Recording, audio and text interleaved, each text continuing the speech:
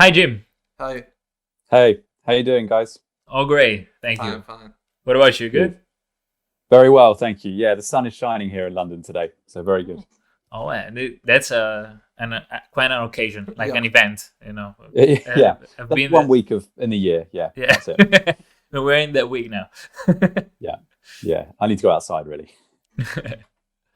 So we're really happy to have you here today because, yeah, we had the chance to know ourselves through email and LinkedIn, but we really like to know a little bit more about you. So if you would like to present yourself, that would be awesome.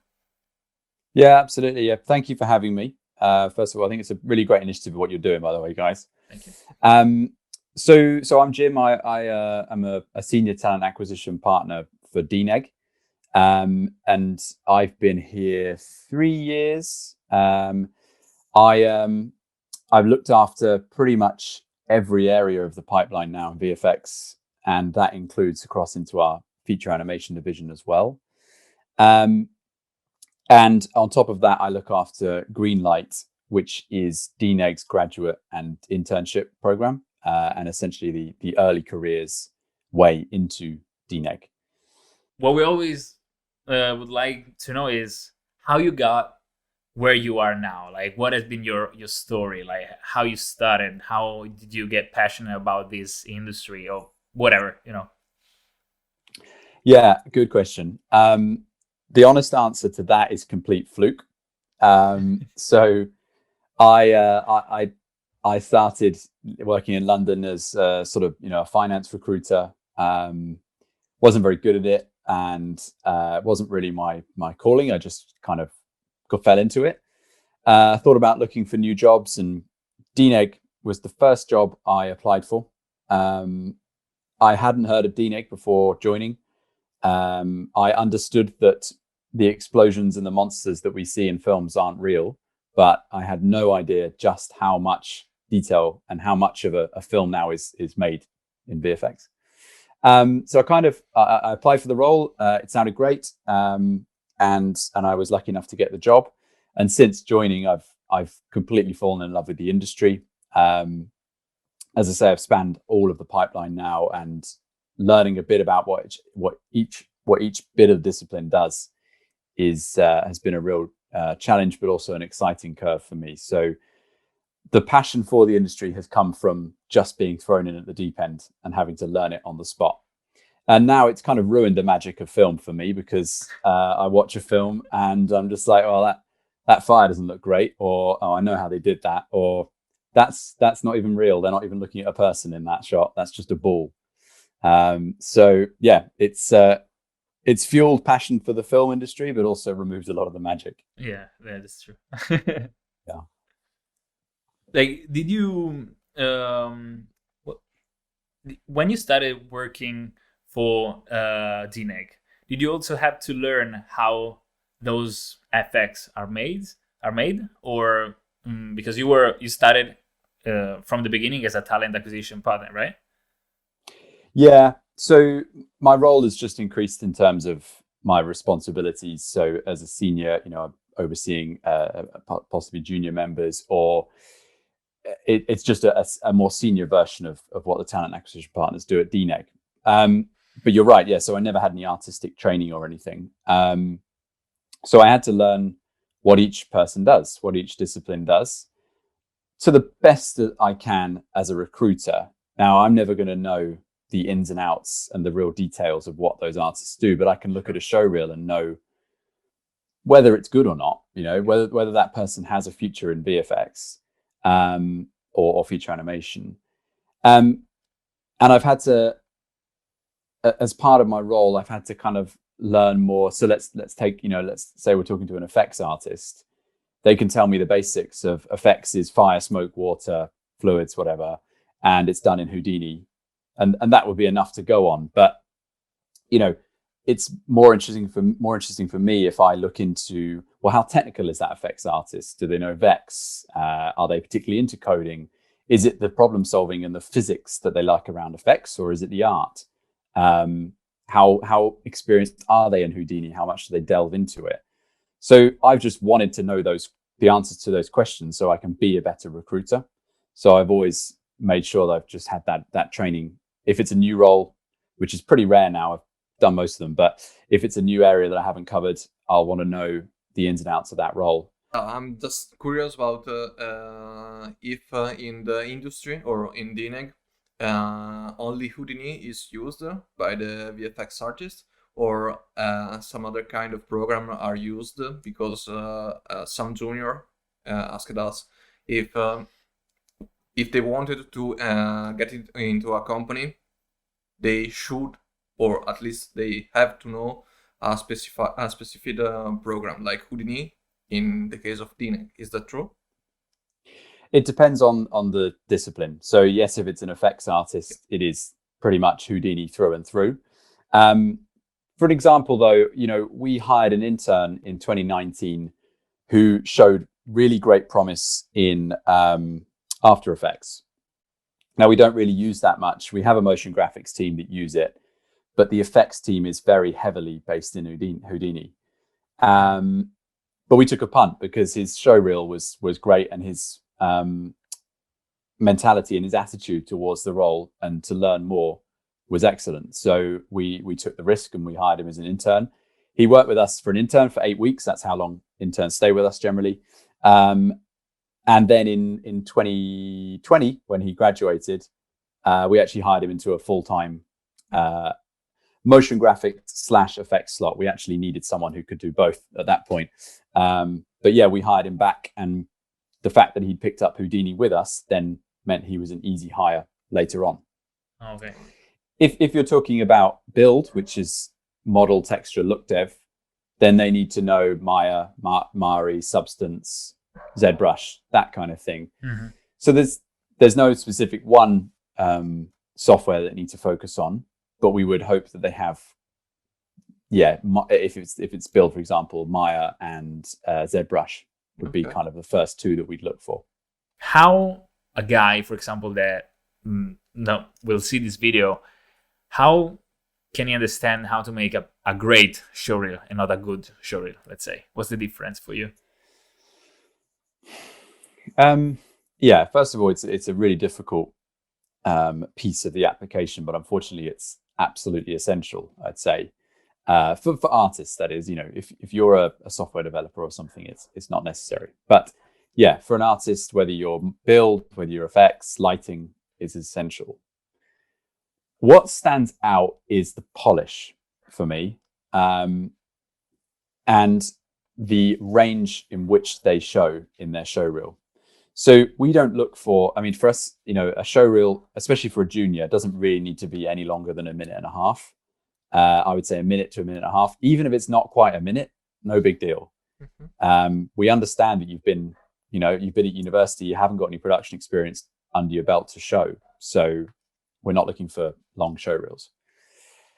The next thing is just, 2 or 3 good examples of what you do, and that's all that's needed. If you're doing effects, I keep saying effects, but it's just the one that pops into my head. If you're doing effects,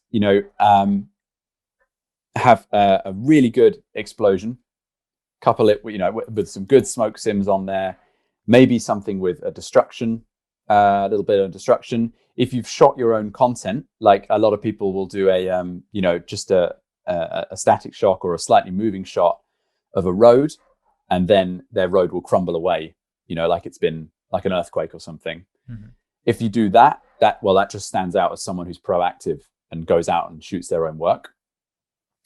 That with a good explosion, and even if if water sims is not your thing, don't then include it thinking that's what needs to be seen. You don't have to have the whole package as an effects artist, but just 2 or 3 examples of what you're good at is all it needs.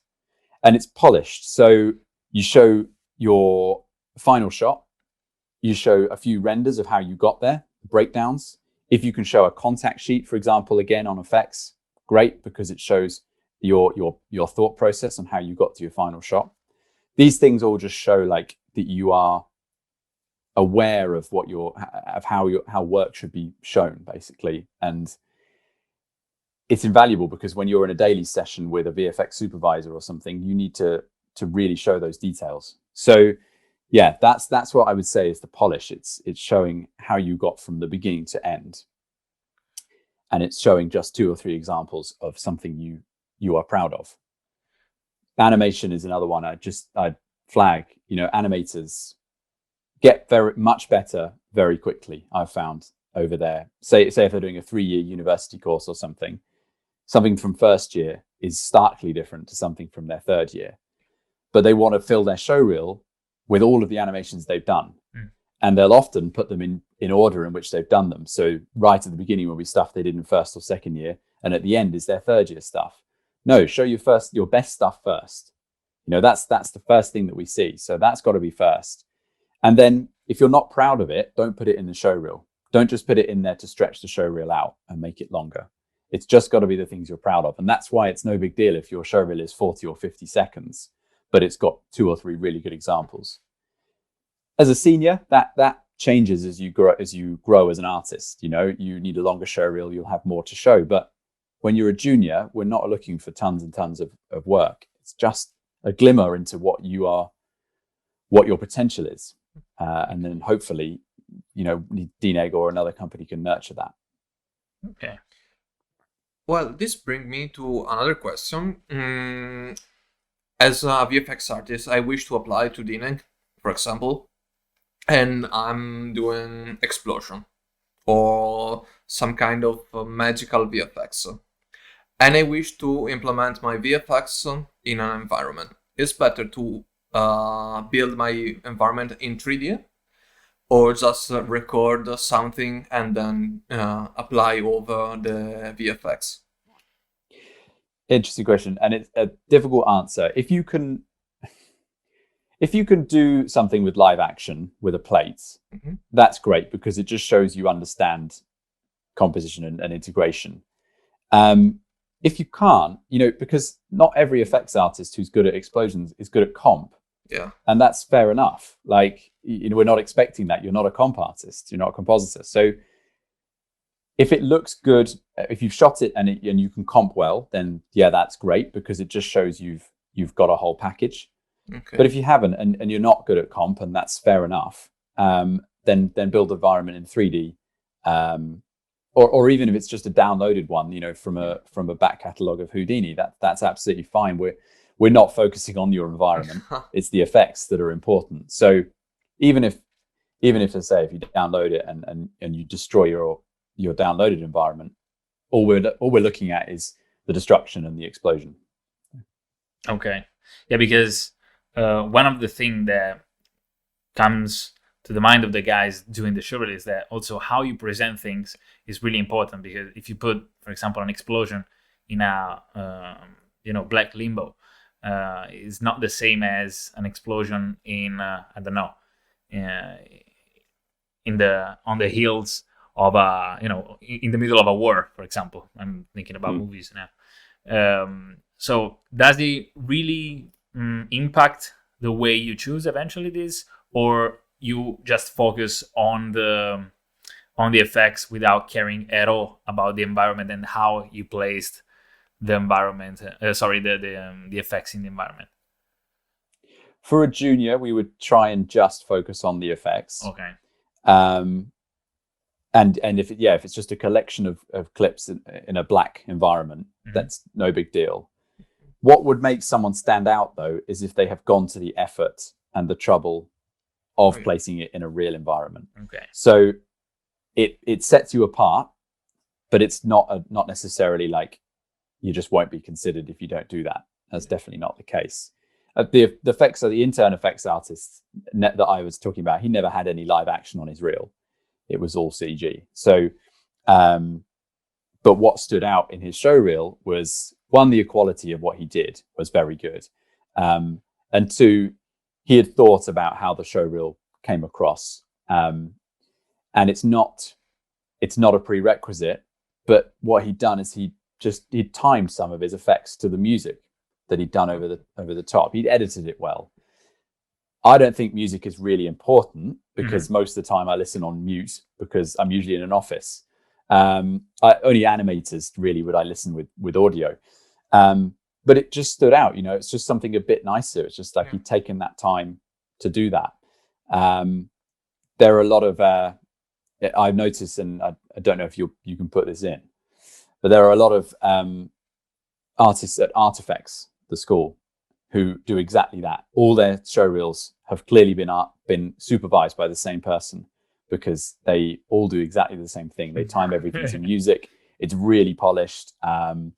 Their editing is perfect, and their fade in and fade out is perfect at the end and stuff. So it's an interesting concept, because it's not a prerequisite, but it helps the showreel stand out. Okay, yeah, that's good to know. Yeah, but this brings me to another question for you about the reel, because sometimes I just by myself have to decide which effects to place in my reel, and sometimes I spend maybe a little bit more as an effort on placing the VFX with the sound, with the environment, and this is going to bring me a little bit less time on polishing the VFX. So as the same reel, do you think that it's more important to show the fact that I spend more time on like the appearance of the reel, or the VFX as it is maybe placed in a black limbo? No, the effects is the key aspect. Okay. Always. Okay. So as I said, you're never going to get rejected from an application if you've got some really good effects, but they're not timed to music and they're only in black limbo.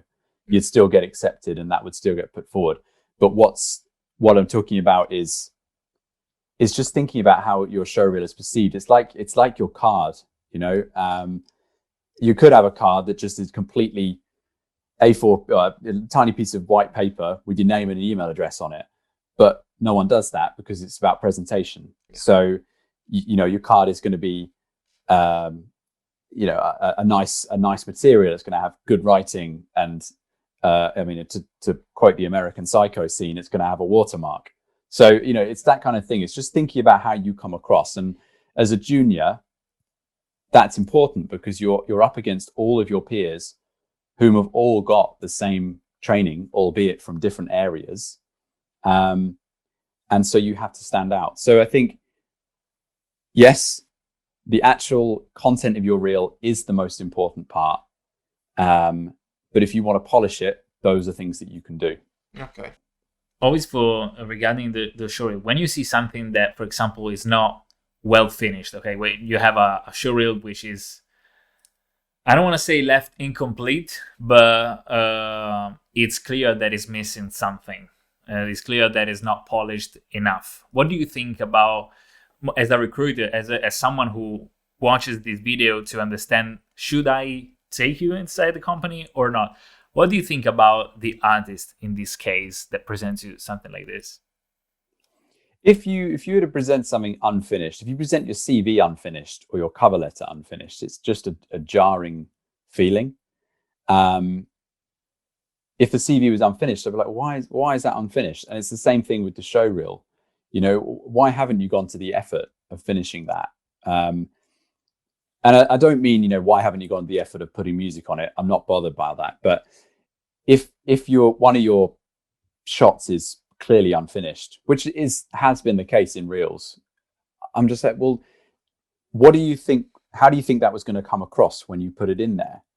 If you're not happy, and if you're happy with that content that you've put in there and it's unfinished, then I'd be worried about you as an artist, because you wouldn't know what is good. You wouldn't know what is acceptable to put into the pipeline and go down the shot into shots. And so that's a concern. And then if you did know it was unfinished, but you put it in anyway, I'd be like, why? Are you proud of it? And if the answer is no, then I'm like, why is it in your reel? So that's the thing, it comes back to animations. I always see these walk cycles, which were clearly early on in their education. And it's like, are you proud of that? And they always say, no, I was early on in my university degree at that point. Or like, I hadn't learned enough at this point. No, I'm not proud of it. I'm like, so why is it in the reel? It's your calling card. So frustration is the answer to your question. I'd be frustrated why someone left something unfinished. Okay. But do you go through the whole showreel if you already see in the beginning something like that, or you just skip it and you go to the next one? Usually, at least. I would like to say that I watch every single showreel all the way through. You answer. But Yeah, sometimes, okay. Yeah. if it, that's why the best needs to be first. Because if it's something that's like, oh, that doesn't appeal or whatever, I would maybe skip and find the next example. Okay, that's better. I'll keep watching. But sometimes I look for something that will catch my eye. Secondly, though, sometimes the opening is just great, and I'm just like, oh, that's brilliant, and I might skip through the next few bits, and yeah, that's all good. Yeah, that's all good. It's almost like a checklist, I'm just like, yeah, that one's good. That one's good. Cool. I'm going to call this person. Now, with juniors and for Greenlight, I am much more focused on that. I would much like more likely to watch everything and really give it time of day. It's more for like seniors. I just need to know quickly what shows they worked on and what they were responsible for in that show. So I can get that quite quickly by skipping. It's almost like I know what I'm looking for. With juniors, I would, especially if they're applying for things like Greenlight, where they have zero experience, will definitely watch their reels all the way through. And we generally are able to provide feedback as well. How many applications do you receive weekly, or I don't know, daily? I don't know how it works, but I think we probably get hundreds through weekly. For if it's juniors, for Greenlight. So in 2019, we didn't run it in 2020 because of COVID. Yeah. But in 2019, we had more than 600 people apply for it. So and I had more people looking at reels with me. It wasn't just me. Yeah. But there was, I think, only 3 of us going through those. Okay. And we had a time limit that we wanted to work to, and we had a deadline. So there is a huge number of applications, and it means that we can't spend 10 minutes per application going through the CV line by line, going through the cover letter, going through the reel. We do skim a bit, and so that's why it's about being eye-catching in the reel, and it's about being concise in your CV. And in case there are such amount of application at the same time, how can I stand out as a junior? There is something more I can do to catch your eye, or it's only about the reel? No. So yeah, the Showreel, CV, and cover letter are all key aspects of an application. But the other thing is, I'm never going to know, even with a really well-rounded cover letter and a detailed CV, I'm never going to know what that person is like. So add me on LinkedIn. Add me on LinkedIn. Say hello. Say, hey, I've just popped an application in for this role. In case you missed my details, here they are. Again, always keen to hear feedback. Would love to work for DNEG. And it's not, that's just grafting, and we would expect people to get in touch with us to do that. So we're never going to be bothered by that. We might not respond very quickly. We might have a lot of people to get back to, but the number of people do that, it just shows like that passion and the hunger to get into the industry, and particularly into DNEG. It shows that they want to work for my company. So that's another aspect, and that your personality comes through if you are the kind of person who would get in touch and expand on your application. And then obviously as part of an application, I talk to everyone. So what helps you stand out there is being personable and excited and hungry over the phone, without being arrogant. That is a difficult line to tread. It is difficult to not come across as arrogant, but it's key. And the best juniors that come through are the ones that just want to learn and are just ambitious and want to get on, and they're the ones that succeed at DNEG. Okay. Yeah, I've asked this because most of the juniors are a little bit overwhelmed by the fact that they should also contact a senior artists or recruiters, and most of the time they are just, okay, I'm not going to ask them because who am I? Like, I'm a junior. How can I get in touch with them? And most of the time they are just throwing everything in the bin instead of trying and reach out to other people, mostly other artists. And this is something that we should also keep as an idea, that you are not eating anyone if you are receiving a message in your LinkedIn. And it's quite good to know that as a HR you are interested in having some contact with the juniors you are recruiting. Yeah, 100%. They should not be afraid to reach out, and I understand why they are, but don't be afraid to reach out. We expect it and we encourage it. The other thing is, the amount of times that I may have seen an application come in. We don't have anything for them right now, so they go into a pool or whatever, or the application for green light, and they're unsuccessful. Then they'll reach out on LinkedIn and just nudge and just say, "Hey, I was unsuccessful, but just wanted to introduce myself," or have you got any feedback or anything like that? And then the next thing is the events. We're at all, obviously it's difficult right now in COVID, but we're at all the events, and the number of people who have come up to me and said, "Hey, I applied for Greenlight and we spoke on LinkedIn very briefly." And, and sometimes I'm like, "Oh, this is, the 50th person today." But I do remember it. I'm like, yes, you're the one who's got the so-and-so thing on your reel. And that's kind of sticks with me, and that's what stays there. And then I remember that person, and I think it'd be nice to get them in at some point when we can. And it is a really difficult industry, and that's a really hard thing to do, especially when you have no experience. It's very intimidating to do that, I know, but it will help them no end if they do it. And do you think that maybe creating like this network with artists and recruiters could help a lot of juniors in having his first step in the industry, or is better on focusing only on the reel and then just apply every day? Yeah, I think it's everything. You might get lucky, and your showreel and CV and everything will be great, and then you'll get moved forward through the process, and we have a call and you're great. But it can't hurt to reach out to an artist or a recruiter. So it's only going to make things a bit better for you, unless of course you are pushy or you're assumptive or anything. You've got to stay humble, but it's only going to serve them better if they do the reach out. You'd be surprised as well. Well, you guys won't be surprised, but a junior would be surprised as to how willing a senior artist is to give feedback. Many, many times, the senior artist who's working for DNEG will email me saying, "This guy's reached out to me on LinkedIn. I've been talking to him. He's really good. Can we consider him at some point?" And like, yeah, great.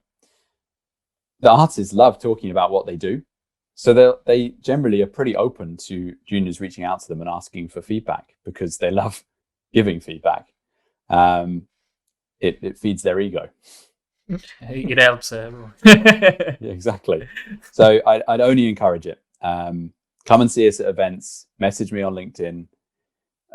Even if it's you message me in January on LinkedIn, we don't have anything, and then another note in April. Just to say, "Here I am again. I'm still looking," or "Here, I've updated my reel. Please take a look."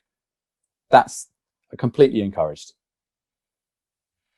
What do you look for in a junior in particular?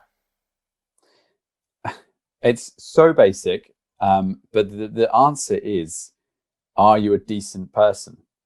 Like, can a whole variety of different people get on with this person well and work with them well? And if the answer is yes, that's a great junior. If they've got any sort of chip on their shoulder or arrogance or reluctance to do something, that just isn't going to fly, because you're part of such a huge team, all pushing towards the same goal of a final film. So you have to be able to work with different people, and you have to be adaptable. So the best juniors that we've hired have not necessarily been the most confident people, but they've been really nice, and you can tell that they will adapt to whoever they're speaking to. They will not ruffle feathers and cause issues. And they just want to learn. They want to learn from the people that are already in the industry and learn from the trainers. So that is the key thing for me. It's it's hard to do, but those are the people that get on. You just said one thing that a lot of juniors say, like, I have no experience, but I want to learn. I'm willing to learn. I'm willing to get better. How should a junior demonstrate this to you? Like, what's the best way, in your opinion, to show you that they want to learn? Because, you do the showreel, and that's something done. No, you did it, you show it. But it's not a way to say, I want to learn more. How would you do that? Well, it's subtle. It comes back into the showreel. Did you go out and decide to shoot your own scene or whatever? You shoot your own environment. That's someone who wants to push further than their own discipline. They want to learn more and do more. It's messaging me and saying, "Hey, introducing myself. Here's my showreel. Feedback is appreciated," or "Please let me know your thoughts on it," or "Can I have some feedback?" If you didn't ask for the feedback, then yeah, it's a very small thing. But not asking for the feedback just implies, well, you're not looking to learn anymore. You're not looking to get better. You're obviously happy with that showreel as it is, which is fine. But it's that little extra bit. If you're asking me or a senior artist or anyone for feedback, then you obviously want to learn more. Okay. So that kind of stands out there. And I think you can't do much more than just being like an open person. So, often I find, someone might message me during their studies, "Here's my reel. Here's what I'm looking to do. Any feedback appreciated." Then I hear from them again a few months later. "Oh, I spoke to so-and-so at DNEG, and he gave me some really valuable advice on this." I'm like, okay, cool. So they've gone from me to someone else. That's obviously they want to learn, firstly from a recruiter, just how to get into DNEG. Then they want to learn something more technical from an artist. Great. Then they might say, "I've just finished doing a little side project that I'd done in between years at uni in my summer. Here it is. Any feedback is appreciated." And it just shows that they're just, taking the initiative and going out and learning for themselves. And that stands out. And that means that when they come into work at DNEG, they'll be the ones that are in the training room learning extra bits and trying to broaden their skill set. You have a training room, like you go there and you train yourself, like the room of time and space in Dragon Ball, Yeah. Do you have something like that? We do, yeah. We have a training room. Wow. Everyone at DNEG, everyone who starts at DNEG gets like a basic training of how the DNEG pipeline works. The graduate and internship program, they spend a lot of their life in that room. Okay. At the moment, we're all at home, but yeah, fingers crossed we'll be back soon. Yeah. We have a training room. We have dedicated in-house trainers. That's their job. And they'll be running different courses over different weeks. They'll, if you want to learn more on Houdini, you can book some time in that room, go and sit and open up the projects and play around. Book some time with the trainer. I want to learn more about Vex and see if they can teach you. Yeah, we have all that. That's nice. Yeah. Never thought about something like that. That's a luxury, I think. Yeah. Yeah. That's one more reason to try, at least in my opinion. But yeah. 100%. Do you have a question? Yeah, just a second. We're going. Okay. Which I've one just the like? FYI, I've got a call at 4:30 which I need to get to. It's about 7 minutes. Okay. Oh, yeah. Okay. Perfect. Okay. So, well, we're going to. I'm going to close the light because if not, we're going to have just the end with the lights on. Yeah. And it's going to be a little bit strange. Just for a minute. Back in the dark. Back in the dark, yeah. Yeah. Is there last question? Is there something that you would suggest, in your opinion, other than the questions that we asked you before? Something that is quite valuable that you would give to someone getting in the industry? What makes them stand out, essentially? So yeah, can you ask me that question again? Yeah. Yeah. What would be a suggestion that you would give, in your opinion, apart from the questions that we asked you before, to a new junior getting into the industry, someone that has no experience in the industry and wants to get into it? Is there any suggestion you would give to this person? It really is a combination of everything I've said so far, to be honest. Okay. There's not more you can do than being proactive, hungry, and keen. And that is having the whole package in terms of your application. So it's making sure your CV and cover letter and showreel are polished. It's making sure that you reach out to people in the industry and get feedback, or just introduce yourself, and then come and introduce yourself again when you next see them. DNEG run internal events that people are invited to come to. So come to those events and go to the other ones. Go to Access VFX events. Those are really key as well for juniors. And get your name out there. Get your face and your name out there. Okay. Perfect. Nice to know. No worries. Good. Good. Jim, thank you very much for everything. We really appreciate Thank you. everything Thank that you for having said. me. No worries. Thank you for having me. It's great to do these kind of things. And yeah, I hope to see some juniors coming through. Let's see what happens. Yeah. Thank you very much. Thank really. you. Bye, Jim. Fantastic. Bye. Bye, guys. Bye.